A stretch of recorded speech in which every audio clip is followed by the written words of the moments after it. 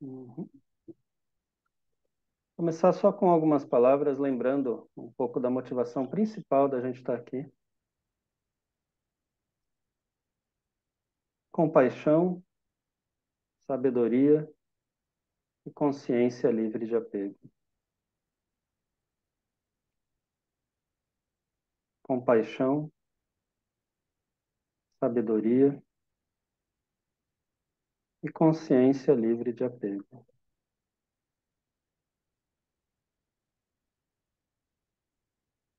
Compaixão, sabedoria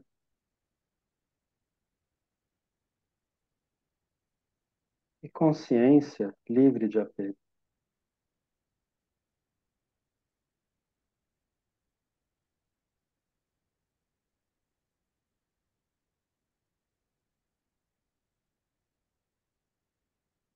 Uhum.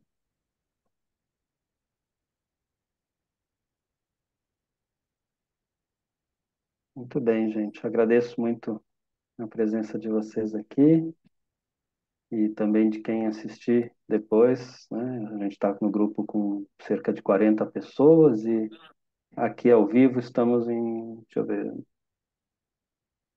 9, 10, 11, 12, 13, contando comigo e com o Danilo. E agradecer muito quem pôde vir aqui também, no meio da tarde de uma quinta-feira, avisado meio em cima da hora, né? Então, me sinto honrado com a presença de vocês mesmo, né? Hoje, a proposta minha e do Danilo é a gente falar um pouco sobre as quatro imensuráveis ou incomensuráveis, né? Aparece das duas formas. Essas quatro práticas essenciais dentro da tradição, né? E são as práticas de bondade amorosa, de compaixão, de alegria empática e de equanimidade. E eu vou falar, vou trazer um pouco mais do ponto de vista da tradição contemplativa, né? E o Danilo vai também me ajudar, complementar, né, Danilo? E vai falar do ponto de vista da ciência também, que ele domina bastante e eu não. Danilo, eu acho que eu vou pôr você no mudo, só para não ficar trocando a imagem durante a fala, tá? Aí eu te coloquei de Bom, co-host, mas você está de co-host, você consegue abrir o seu, né? Aí você vai entrando a hora que quiser, viu? Me interrompe, traz, né? Então a gente falar um pouco sobre esse tema. Se sobrar tempo, praticar um pouquinho. Não é garantido que a gente vai praticar hoje, né? E, e também depois abrir para perguntas, abrir para vocês também trazerem o que for de dúvida, o que for de colocação, né? Vai haver um retiro, então, no feriado de finados, de 2 a 5 de novembro, sobre esse tema, tá? Aí vai ser uma oportunidade de prática intensiva e também em grupos de prática online, que a gente sempre faz, retiros online, a gente sempre está trazendo pelo menos algum desses temas que ele permeia sempre o nosso trabalho com mindfulness também, né? Por quê? Por que a gente fazer um retiro e fazer essa conversa sobre as quatro incomensuráveis, né? Eu, antes de vir aqui para esse encontro, eu me lembrei, eu fiquei, né, porque a gente fica pensando, pô, por onde eu começo? Tem tantas formas de abordar cada um desses temas, né? Por onde eu vou começar? De onde foi? E aí, quem me veio? Me veio o Tartin.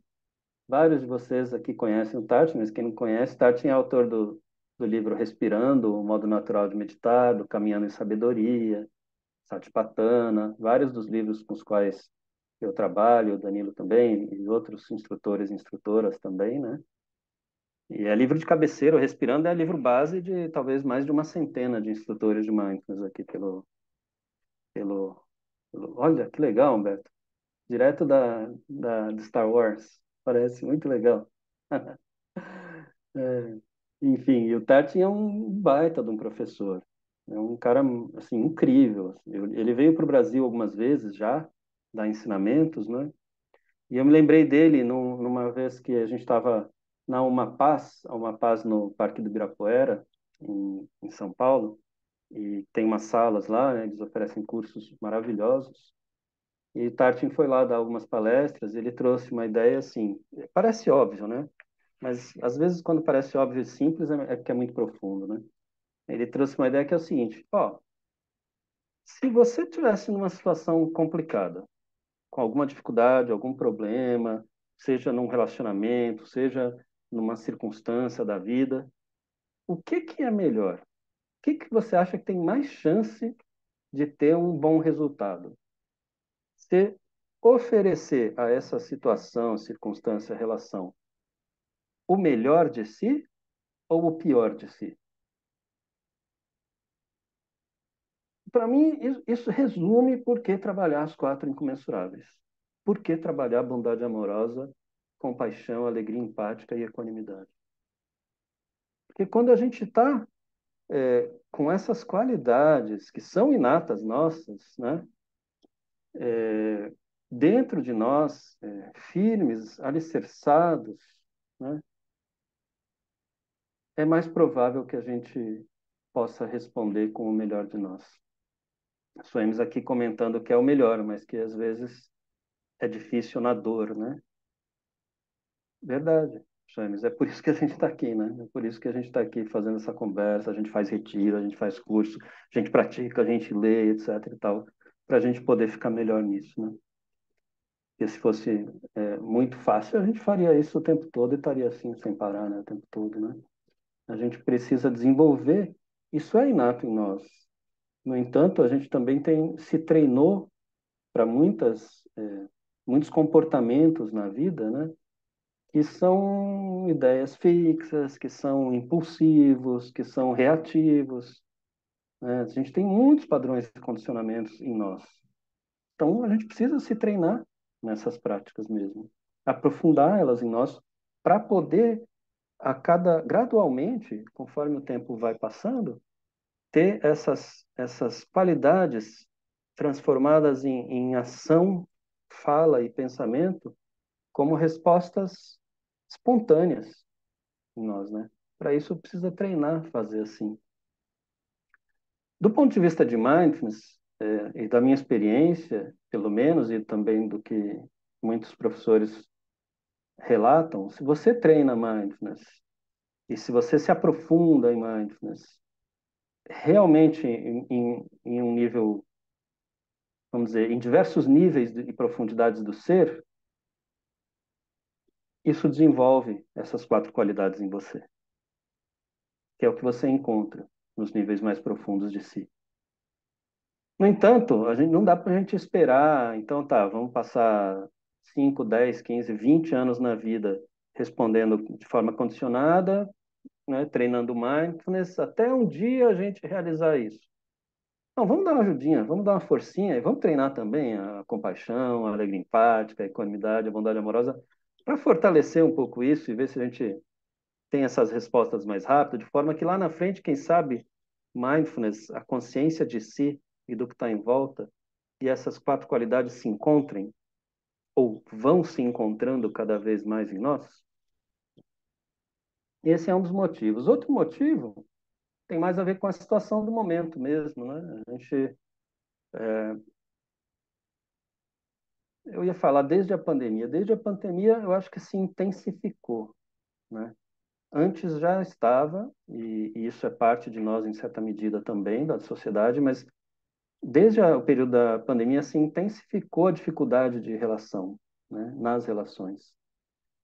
Seja por a gente ter ficado um grande período isolado mesmo, né, sem cultivar a relação com os outros e com o diferente, né, seja pelas situações políticas e macroeconômicas do Brasil e do mundo. A gente sabe que, seja até pelo caminho enquanto sociedade, que daí já vem desde muito antes da pandemia, esse caminho de individualismo exacerbado, né? Então tem havido muita dificuldade nas relações e de uns anos para cá, eu e o Danilo, a gente tem sentido muita necessidade de trabalhar nesse sentido, como muitos de vocês também, provavelmente, e muitas pessoas que a gente conhece, né? Então esse seria um outro motivo. Mais algum, Danilo, que te trouxe para esse tema que você queira mencionar? É uma das coisas que eu acho que a gente tem conversado, né, Luiz? E a gente, como instrutores de mindfulness, e com muitas pessoas em volta da gente, como instrutores, terapeutas, né? E a gente acaba estando junto com elas, de alguma forma, em retiros, dando aula ou conversando mesmo, né? Eu acho que desenvolver essas qualidades, né? Essas quatro qualidades e ter recursos para desenvolver isso em meio ao caos, né?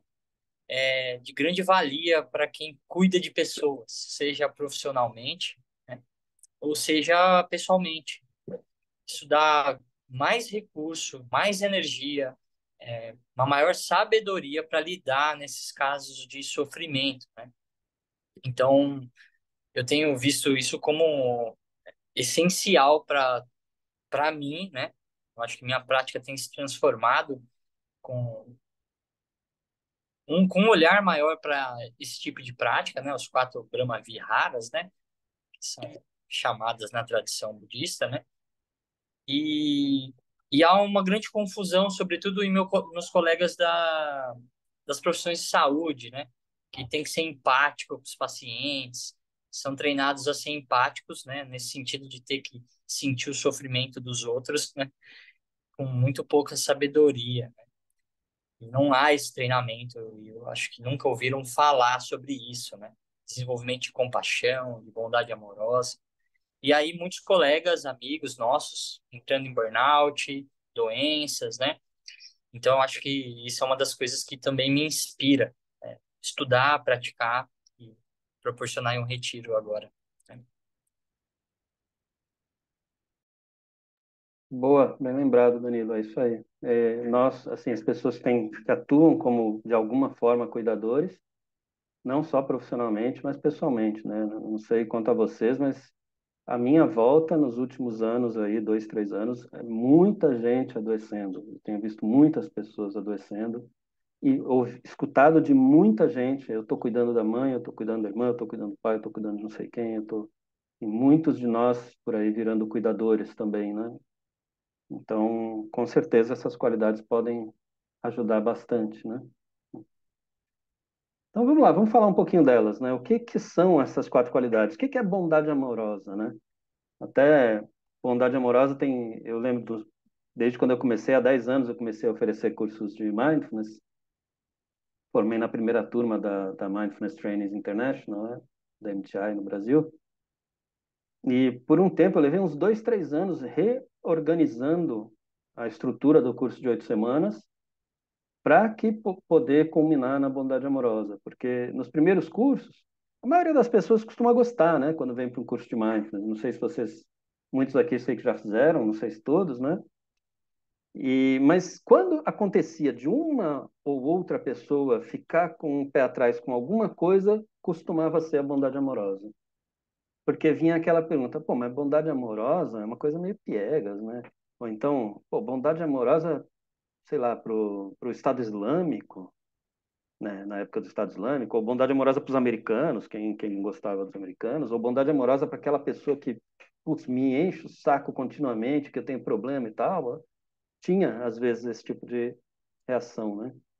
E aí eu reestruturei o curso todo para poder trazer sentido e facilitar para as pessoas, né? Bondade amorosa é isso, é um estado incondicional de amizade. Um outro nome para a palavra Maitri ou Metta, as palavras originais, seria amizade. Remete à palavra amizade. Bondade amorosa é tratar com gentileza, delicadeza e fazer amizade com tudo o que surge na sua vida. Quer você goste ou não, mesmo com o que você não gosta, mesmo quando dói. Né?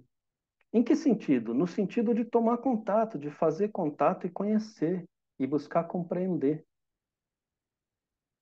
Porque como você vai oferecer o melhor de si para as circunstâncias, para as relações, para as pessoas, para as situações, se não houver um lugar de tomar contato, de compreender, de tocar o que está acontecendo, né? Seria nesse sentido de... Eu participei de um workshop uma vez com Geshe Lobsang Tenzin Nege. Ele veio do Tibete fugiu do Tibete e, né, foi perseguido lá, e é um dos grandes escolásticos, um dos grandes mestres na tradição tibetana do budismo. Aí ele virou professor na Universidade de Emory, nos Estados Unidos, e desenvolveu um protocolo de compaixão de base cognitiva. Como os cursos de mindfulness de 8 semanas, é um curso de compaixão de base cognitiva, né? E aí, uma vez lá durante o workshop, uma pessoa perguntou justamente do Estado Islâmico. Pô, mas como que eu vou mandar bondade amorosa, né, para o Estado Islâmico? Porque na prática de bondade amorosa, você se senta, por exemplo, se você estiver sentado, na prática meditativa, você primeiro se preenche completamente de bondade amorosa, então é você, aí você manda para uma pessoa, por exemplo, para uma pessoa que você ama, para uma pessoa neutra, que você só conhece, sei lá, o atendente da padaria ou de algum lugar assim, ou uma pessoa que você vê na rua de vez em quando falar oi, só, e para uma pessoa hostil, uma pessoa com quem você tem dificuldade, com quem é difícil, né? Então você sempre tem esse caminho, né? E aí a pessoa perguntou, mas como que eu vou mandar bandeira amorosa para alguém do Estado Islâmico lá, por exemplo? Estava na época do Estado Islâmico crescendo lá. E aí a resposta do Geshe foi assim, ó, primeira coisa, não precisa, tá? Se você não consegue fazer isso nesse momento, tudo bem, essa é o seu limite. Tenha autocompaixão, manda uma compaixão para si mesmo, manda bondade amorosa para você mesmo. Tudo bem, não tem problema. E vai se trabalhando para um dia isso ser possível. Beleza. No entanto, veja só, quantos aqui têm filhos? Várias pessoas levantaram a mão, vocês também, né? Vários aqui têm. Você não tem filho, mas tem um irmão, uma irmã querida, um sobrinho, um amigo muito querido, uma amiga muito querida.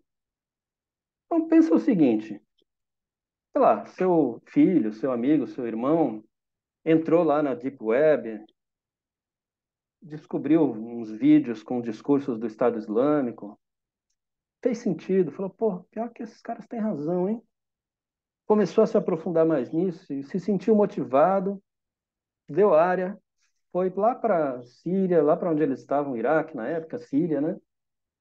E se tornou combatente do Estado Islâmico. Pô, você vai querer com todas as suas forças que essa pessoa pare com isso, que ela compreenda o que ela está fazendo, que não é bom, que ela saia desse lugar de ignorância mesmo, de não perceber o que está fazendo, vai condenar veementemente os atos dessa pessoa,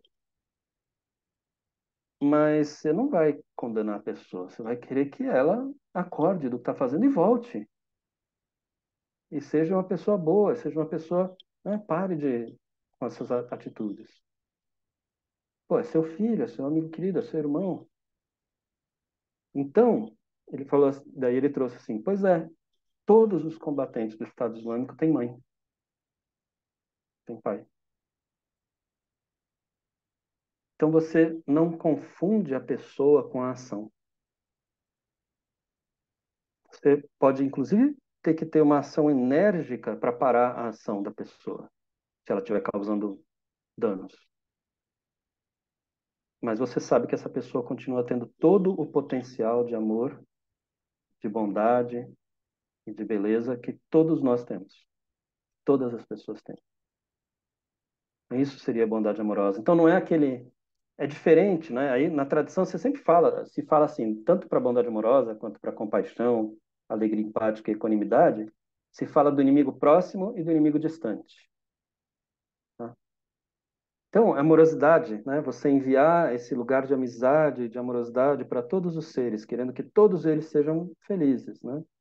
Encontrem a felicidade genuína, baseada em virtudes, né? Aí, qual que é o inimigo próximo? O inimigo próximo é aquilo que parece com isso, mas não é. É o apego autocentrado. Então, nesse livro aqui, no livro do Alan Wallace, As Quatro Incomensuráveis, que é um livro maravilhoso e que é base do retiro que a gente vai oferecer, uma das bases, né? Ele dá esse exemplo assim, fala, apego autocentrado, o que que é? É assim, nossa, minha querida, eu te amo. Quando, na verdade, o que está sendo dito por trás disso é, Nossa, minha querida, venha e me faça feliz, sabe? Parece que é amorosidade, que é bondade amorosa, mas é algo muito autocentrado. Eu gosto disso e mando amorosidade para isso ou para essa pessoa porque eles me dão de volta. Senão, não mando, não. É um apego autocentrado, é algo que eu quero para me fazer bem. E o inimigo distante é o ódio. É o ódio. O inimigo distante é quando isso está presente, amorosidade, bondade amorosa não está presente. Não dá para os dois estarem presentes ao mesmo tempo. E aí é só a gente praticar na vida, né? Ou lembrar de quando a gente praticou na vida amorosidade e ódio, que a gente provavelmente vai ter uma ideia de qual dos dois nos deixa em um estado mental, emocional, corporal melhor, né? Então já é um bom motivo para não praticar tanto o ódio. Agora eu vou acelerar um pouco para dar tempo do Danilo trazer a parte de ciência também, tá, gente? Vamos lá. Danilo, quer trazer algo? Ô, Luiz, eu gosto de pensar na bondade amorosa. Uma vez eu vi uma palestra da Joan Halifax, que é uma monja, né? E aí ela trouxe uma ideia, assim, de que a bondade amorosa é a visão. É a visão, né? Eu tô levando amor, eu tô desejando que essa pessoa seja feliz, né? Então é a visão. Ela é o remédio para o sofrimento. É o remédio imediato, assim. Achei interessante essa visão. E ela contou uma história da bondade amorosa que eu achei super legal. A Sangha era um monge lá, acho que do século XIV, um yogi, né? E aí ele era um grande praticante de bondade amorosa. E é um dos grandes professores, né? E aí ele praticava pro Buda da bondade amorosa, Maitreya. E ele ficou numa caverna durante 12 anos, praticando bondade amorosa com Maitreya, querendo que o Maitreya aparecesse na caverna e tal, e tal. Depois de 12 anos, ele não aconteceu nada, ele pôde praticar bastante, aprofundar na, na bondade amorosa não referencial, né? Não é para alguém específico, mas para a humanidade, para todos os seres.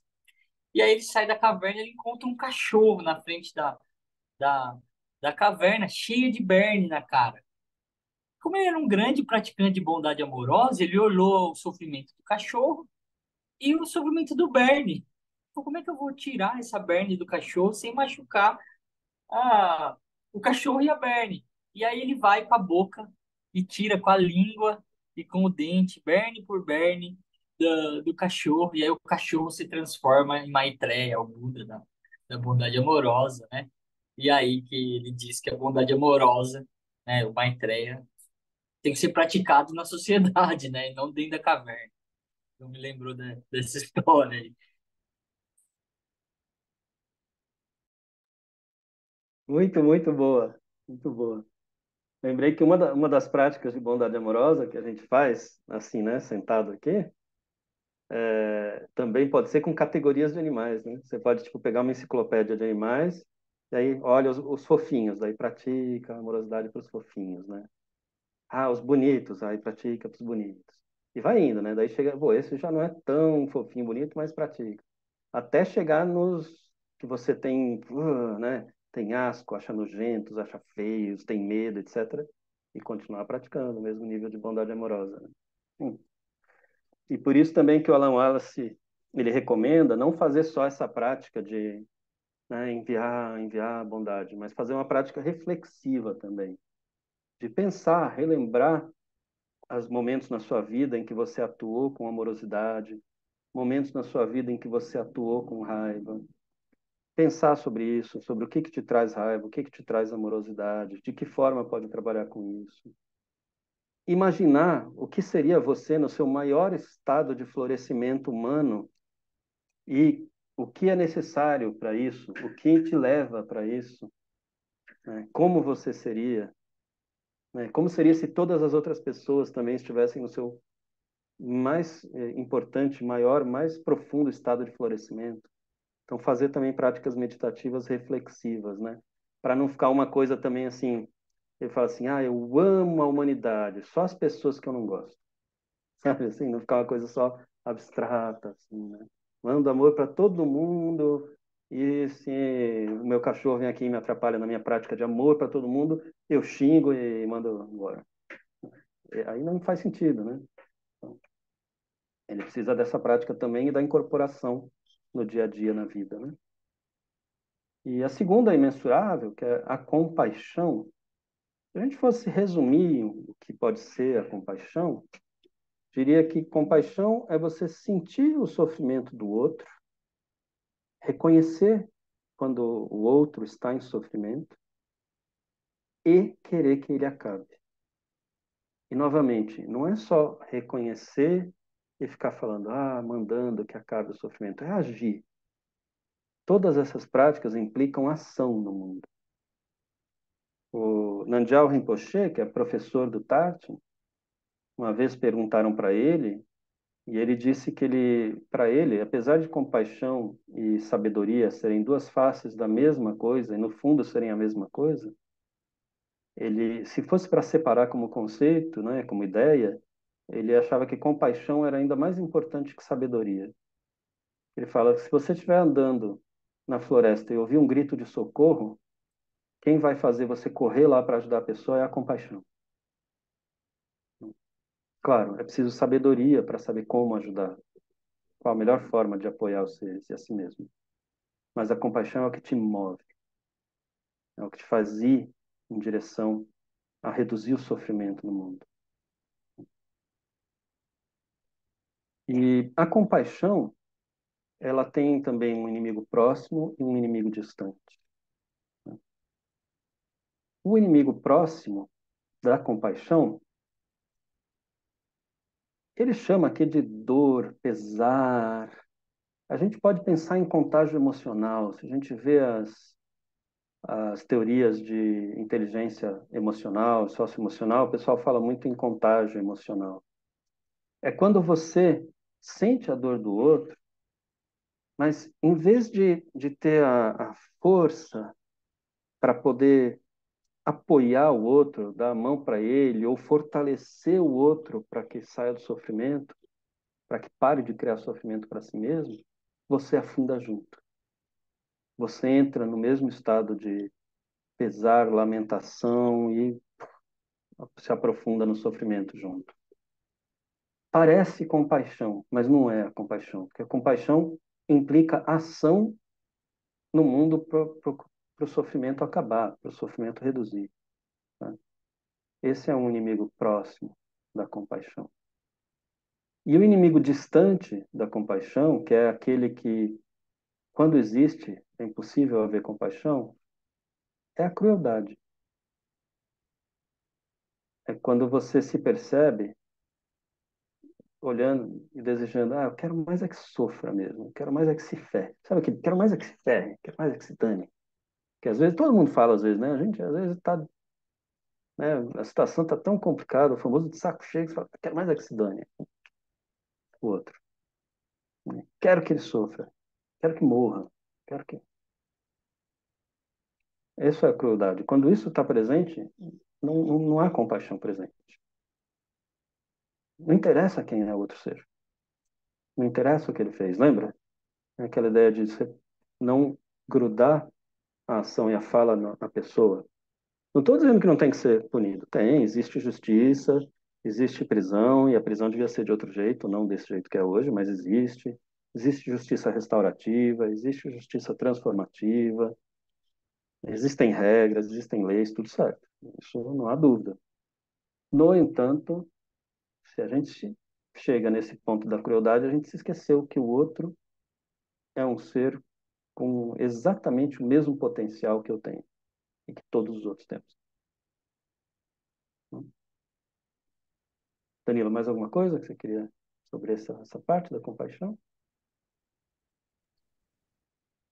Sim, Luiz, eu acho que vou pincelar um pouquinho de ciência, né, para a gente pensar um pouco, né, na compaixão, né, e lembrar que teve um estudo com o Mathieu Ricard, que é bem famoso, né, um monge famoso, foi um neurocientista, que eles foram estudar o que acontecia no cérebro desses monges, dessas pessoas que praticavam por um longo período de tempo a meditação compassiva, né? E eles foram olhar o que que acontecia do ponto de vista cerebral, né? Porque a empatia e o contágio emocional, né? Ele, quando a gente sente a dor do outro, né? E eu estou pontuando isso porque é o que a gente é treinado muitas vezes nas faculdades, né? De apenas sentir e criar empatia, isso gera muito sofrimento emocional. E essas pessoas que não tinham prática meditativa de compaixão, elas acabavam se esgotando emocionalmente, né? Ficava cansado mesmo, com dor, mesmo, aquela dor emocional, porque ativavam áreas cerebrais relacionadas ao sofrimento psíquico. Então, por exemplo, ínsula, córtex cingulado, são regiões do cérebro ativadas que têm a ver com sofrimento. Quando a gente se engaja em práticas compassivas e esses monges que têm uma prática mais avançada, o que que acontece, né? Vai ativar outras regiões cerebrais, também envolvidas com o sofrimento humano, mas vão ativar áreas de planejamento motor, até motor, e de planejamento. E às vezes não é eu fazer algo, mas eu desejar algo. Então, isso ficou bastante interessante no estudo falando sobre isso. Então, por exemplo, o globo pálido, é, que é os núcleos da base, substância negra, que são responsáveis por esse planejamento do que eu vou fazer, são muito ativados na compaixão. E aí o sofrimento, esse esgotamento diminui. Ou seja, isso deveria ser ensinado em todas as faculdades, né? Para a gente e em todo, na escola, né? Para que a gente possa lidar com o sofrimento, né? E ter discernimento do como agir, né? Por isso que talvez, né, o Nandial falava sobre isso, né? Então, acho que isso é uma pincelada um pouco da ciência, né? Da compaixão e a importância desse trabalho, né? Aí, que possivelmente evitaria bastante ou reduziria bastante o burnout, né? Em profissionais de saúde. A gente sabe que não é só isso, né? Existem situações objetivas também, né? Excesso de demanda, poucos recursos, etc, etc, né? Que tem salários baixos e tudo mais. Mas também tem essa questão, né? Do aprender a lidar com o sofrimento de uma forma que não tenha o contágio emocional, né? Bom, vamos para a terceira das quatro incomensuráveis. Você vê, a gente já está aqui há 40 minutos e estamos passando, dando uma passadinha, assim, né? O tanto que dá para a gente se aprofundar nessas questões, né?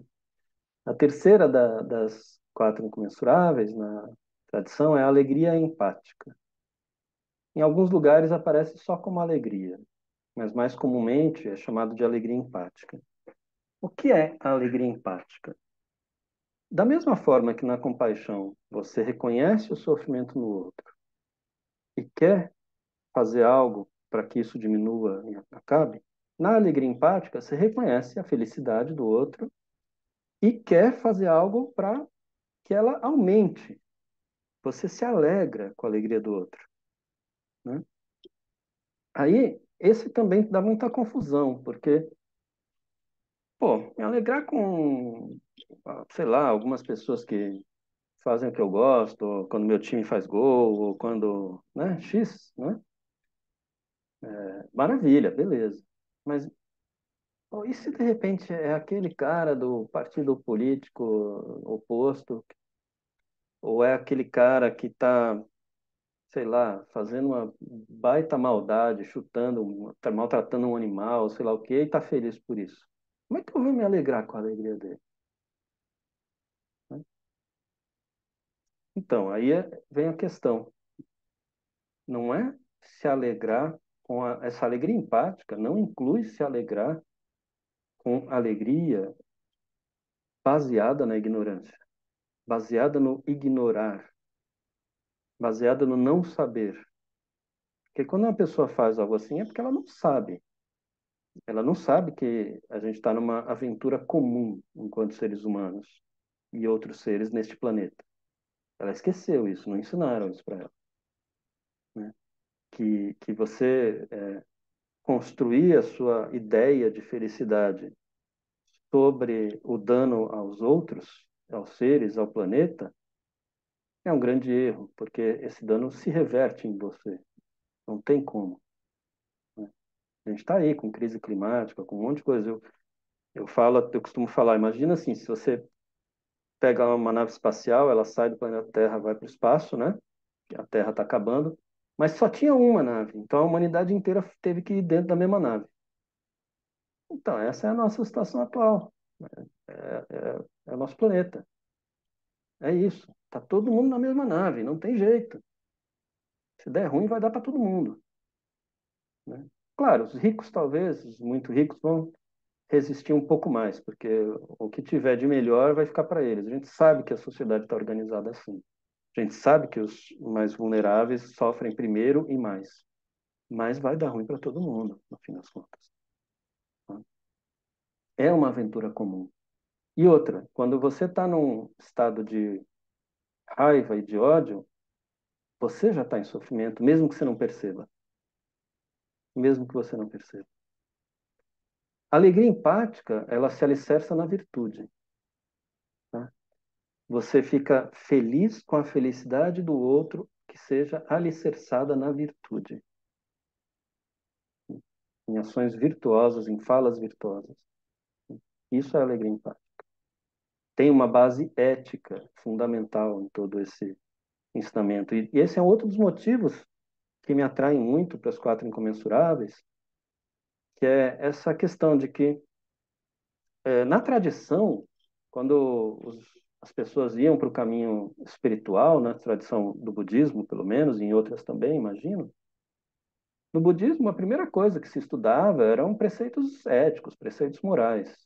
A primeira coisa que a pessoa ia olhar é a visão, vários dos preceitos éticos. Daí é estudar as quatro imensuráveis também, praticar, para depois chegar num lugar de um treino de mindfulness mais profundo, sabe? Mindfulness de pensamentos, de emoções e tal. Isso vinha depois. Hoje a gente tem os cursos de mindfulness livres, abertos para todo mundo que quiser. Só que aí você vê situações em que até mesmo grandes professores conhecidos de mindfulness agem sem ética, escorregam na ética em muitos aspectos, né? Então eu acho que os treinamentos de preceitos éticos e a ética fundamental das quatro incomensuráveis são a base de toda a prática meditativa que a gente possa fazer. Precisa estar alicerçando, precisa estar orientando a nossa visão, né? Aí a gente corre menos risco de cometer erros éticos, de cometer abusos e assédios e etc., né? E aí, da alegria empática, o inimigo próximo, que parece a alegria empática, mas não é, é a alegria frívola, é a frivolidade. Sabe, quando a gente costumava falar, é um bobo alegre. Tá rindo o tempo todo, achando tudo muito divertido, muito feliz, muito, né? Aí às vezes até acontece uma coisa que nem é tão boa, que tem, mas você dá risada, porque não, eu sou feliz, eu tô acima de tudo isso, tô acima da política, tô acima, tô num caminho espiritual, eu sou só feliz para sempre, tal, né? Qualquer coisa, bobagem que acontece, que nem tem porquê de ficar, eu tô feliz, é uma frivolidade, assim, né? Isso não é alegria empática. Alegria empática é alicerçada em virtude, tá? E o inimigo distante é a inveja. Em vez de eu me alegrar com a felicidade do outro alicerçada na virtude, eu fico com inveja porque eu acho que quem merecia era eu. Eu é que tinha que ter isso. E aí eu me esqueço, inclusive, que se eu ficar feliz porque o outro está feliz assim, eu já estou desfrutando também. É quase é uma ignorância, né? Acontece com todos nós, é humano também, tá? Tudo bem. A questão é colocar consciência sobre isso e treinar. Danilo, mais alguma coisa? Vamos seguir? E aí, chegando na quarta das quatro incomensuráveis, que é a equanimidade. Nos cursos de mindfulness que eu costumo oferecer, meus cursos eu chamo de mindfulness, mas eu sempre ponho mindfulness e inteligência emocional ou mindfulness e compaixão. Eu sempre vou tocar nas imensuráveis, nos aspectos éticos, o tempo, quase que transversalmente nos cursos, né?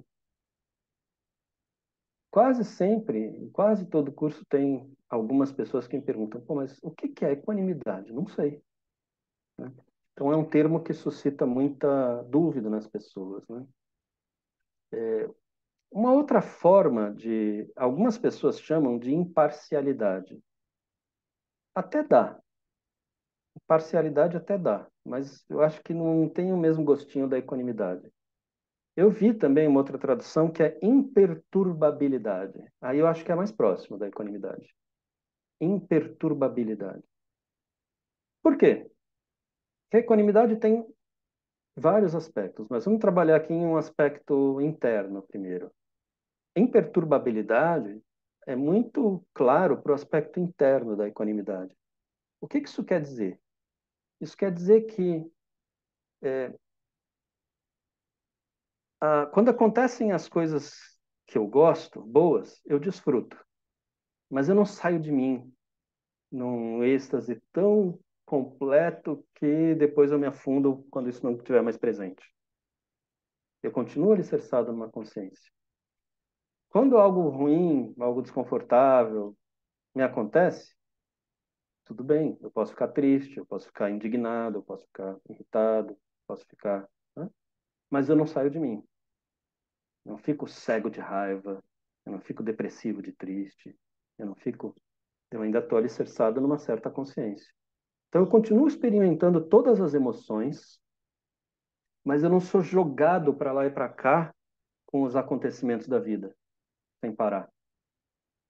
Eu sou mais como um bambu, sabe? Bambu que enverga, mas não quebra, né?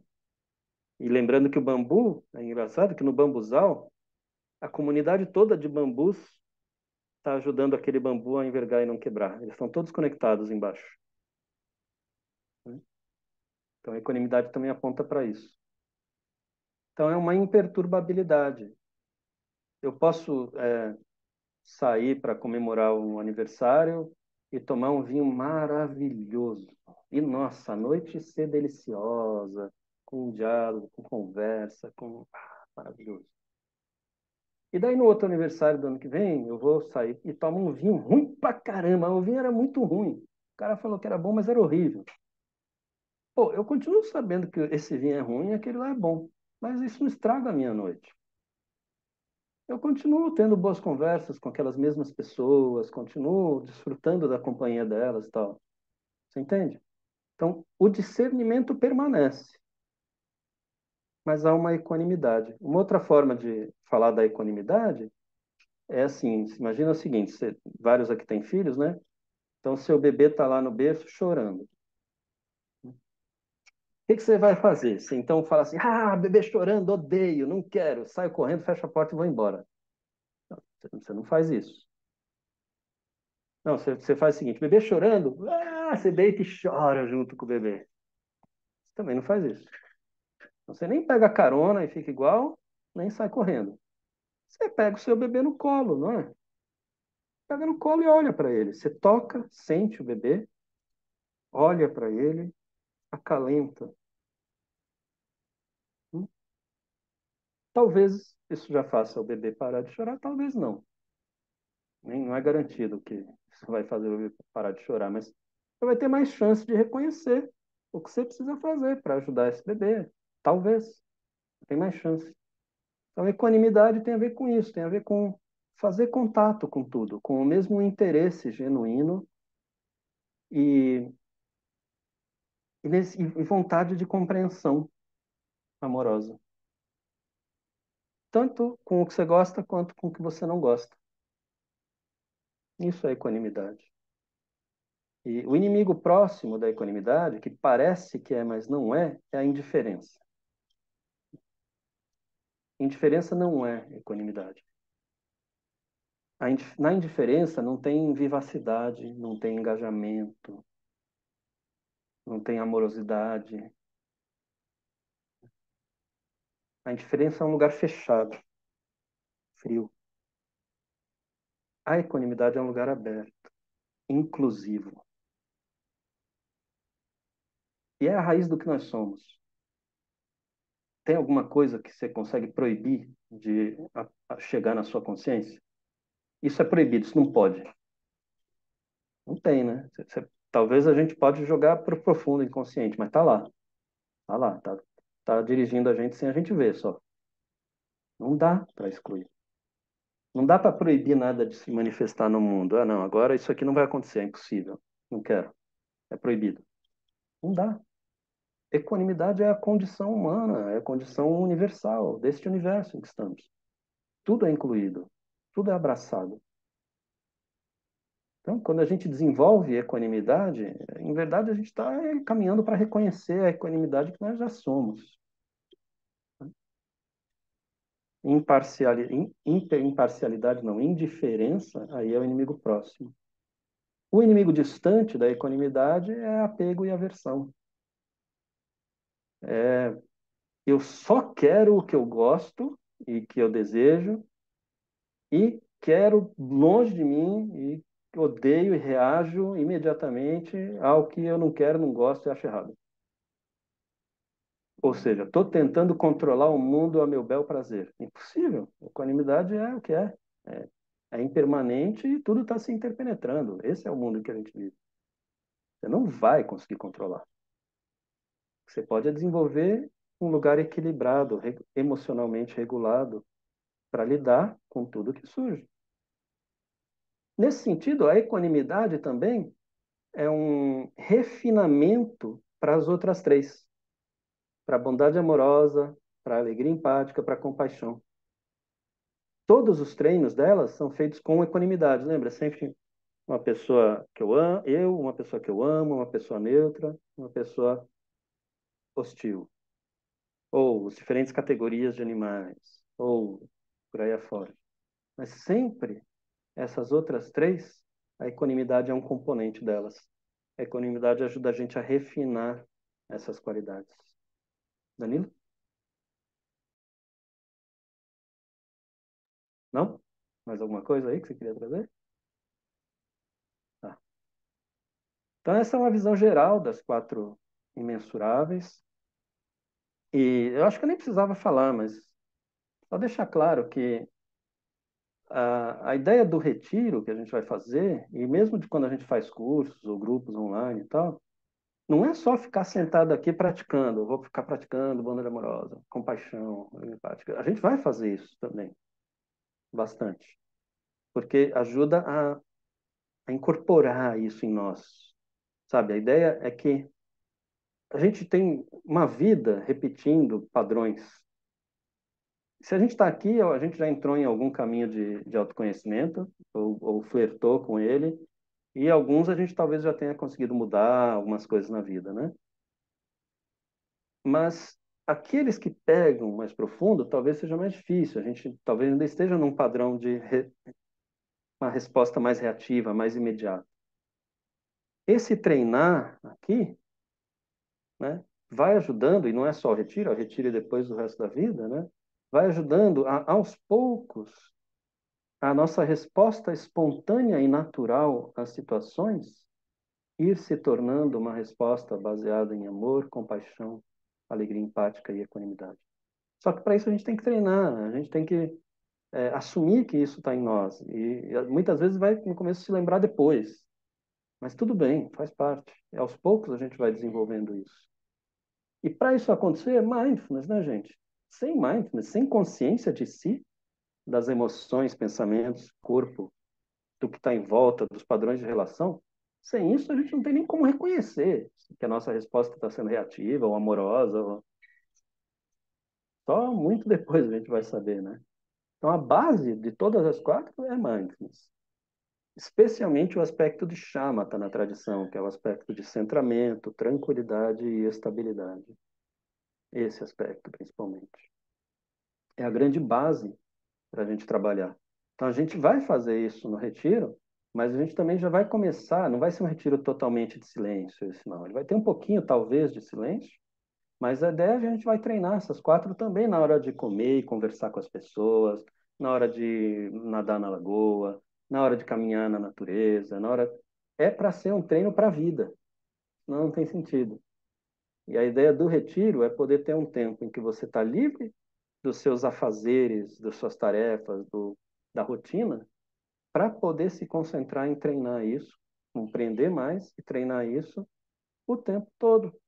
Não é só na prática meditativa, é em todas as relações que você tiver ali, como um grande laboratório para a vida, sabe? Para continuar. Mais, Danilo, o que você gostaria de trazer aí antes da gente abrir?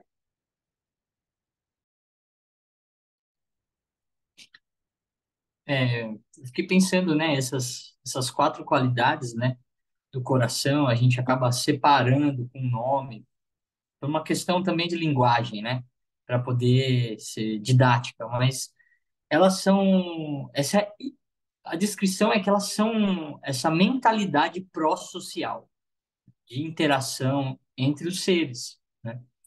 E, e eu gosto, tem alguns autores que vão dizer como que a gente chegou aqui como humanos, né? Como que a gente chegou? E foi através dessa relação pró-social, dessas qualidades do coração. E tem algumas teorias biológicas, né? Que a gente na, usou isso dizendo que é o mais apto que sobrevive, mas é o mais apto socialmente, né? Darwin falou sobre isso, né? Que é o mais apto social. E a partir disso, as teorias que envolvem esse amadurecimento que está na base de nós, essas qualidades, que é a partir disso que a gente está aqui e sobreviveu pelas eras. E a primeira é que a gente nasce muito frágil, sobretudo os mamíferos, né? Então a gente nasce muito frágil. E os pais, ou os pais que têm uma capacidade mais amorosa com os filhos, são a prole que mais vai sobreviver. Então, tem esse aspecto da evolução, sobretudo da compaixão. Um segundo aspecto biológico também é que os pares iam se relacionar, ou a mulher em geral, né, a fêmea na natureza, escolhe o macho por machos mais compassivos, existe essa teoria, né? E aí esses genes vão sendo passados de geração em geração e tem essa colaboração maior até chegar em nós, né? E um terceiro aspecto biológico é e sociedades, né, que não tinham parentescos, mas que tinham ações mais cooperativas ou mais humanas, né, dizendo assim, se desenvolveram mais. Então, isso justifica um pouco o quão isso é importante e está em cada um. E a gente não pode se esquecer disso, seja no islamismo, né, no que você deu exemplo, né, no que está acontecendo hoje. Então, acho que isso é uma coisa bastante importante e bastante importante para nós hoje, que se cobra muito, né? É um crítico enorme, né? A sociedade se cobra demais. E, e o Paul Gilbert, que é um cara que eu gosto bastante, a gente até acabou fazendo um workshop com ele, né? Vai dizer dos três sistemas importantes cerebrais, né? O sistema verde, azul e vermelho, né? O sistema do estresse, que é esse da cobrança, que é esse que eu tenho que pagar conta, que eu tenho que, enfim, o sistema do estresse normal do dia a dia. O sistema de busca e conquista, faço algo e tenho recompensa, né? Por isso, baseado em dopamina. E o sistema de calma e filiação, que regula nosso sistema de calma e tranquilidade. Então, trabalhar esse sistema da compaixão e das quatro qualidades do coração é poder trabalhar esse sistema de calma, filiação e segurança, que vai ajudar, que vai liberar ocitocina e endorfina, que ajuda a gente a lidar com o sofrimento. Então, isso é bastante importante a gente também ter em mente. E pensando, do ponto de vista também de olhar um pouco cientificamente para isso, né, e usando um pouco o que a Suemis falou, né, é o melhor usar isso, mas que é difícil, lembrar que a própria prática meditativa, né, e a prática de compaixão em essência, ela tem resultados mais rápido do ponto de vista científico dizendo, e de estrutura cerebral e de percepções do que outros tipos de prática. Tem estudo mostrando 4 semanas já tendo mudança cerebral, né? Mais rápido do que, por exemplo, a base de mindfulness só, né? Então isso é bastante interessante. E que essas práticas de compaixão vão ativar bastante um circuito que chama circuito de ondas gama, que é o quê? Eu vou manter essa atenção aberta e que todas essas possibilidades podem existir ao mesmo tempo. E outra coisa muito interessante relacionada à dor é que as práticas de compaixão ajudam muito em diminuir a antecipação para a dor. O que que é isso, né? Tem alguns estudos que vão dar choque nos participantes. E você sabe que a cada 10 segundos você vai tomar um choque de dor. Os praticantes de compaixão de bastante tempo, né, e que tem uma prática consistente, eles não sofrem antes. Quando toca o alarminho, ele não está sofrendo antes. Enquanto as pessoas que não praticam já estão com esse sofrimento antecipatório, ou um sofrimento secundário, né? E aí os praticantes de compaixão, eles vão ter dor a hora que tem a dor. Então isso é bastante importante pensar isso, sobretudo com paciente com dor crônica, depressão, ansiedade, né?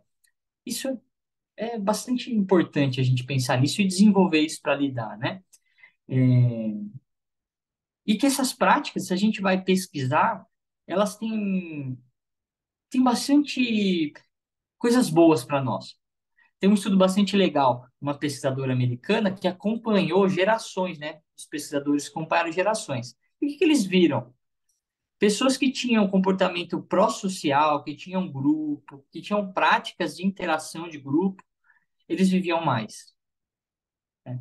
Melhor controle glicêmico, né? Muitos estão falando sobre isso. Melhor da função imunológica. Enfim, tem uma infinidade de coisas que cabe uma aula específica disso, né? Mas que eu quero deixar aqui e trazer isso para vocês, que a prática em si, né, vai ajudar a olhar o mundo, né, de forma diferente e a interagir com o mundo de forma diferente. Não é para ficar só na prática, né? E essas práticas, sobretudo as práticas das qualidades do coração, elas vão ajudar a gente a lidar com tudo, porque muda regiões cerebrais específicas e muda a nossa forma de ver o mundo também. Assim como as práticas clássicas, né? Enfim, acho que isso é um pouco que tem por trás da ciência e da compaixão e que a gente pode depois falar um pouquinho mais. Obrigado, Danilo. Essa da antecipação da dor, você me fez lembrar o trabalho da Nancy Bardey. Ela desenvolveu uma abordagem de mindfulness para gestantes e puérperas, né? E um dos treinos que ela fazia era justamente deixar as mulheres, mães e pais, né, praticando enquanto ouviam gritos de bebê chorando, assim, para treinar, né, ficar mais tranquila, não ficar tão mobilizado, assim. E uma das coisas que ela relatava, que as participantes relatavam, é que justamente durante o trabalho de parto, que você tem as contrações e tem o período entre contração, né?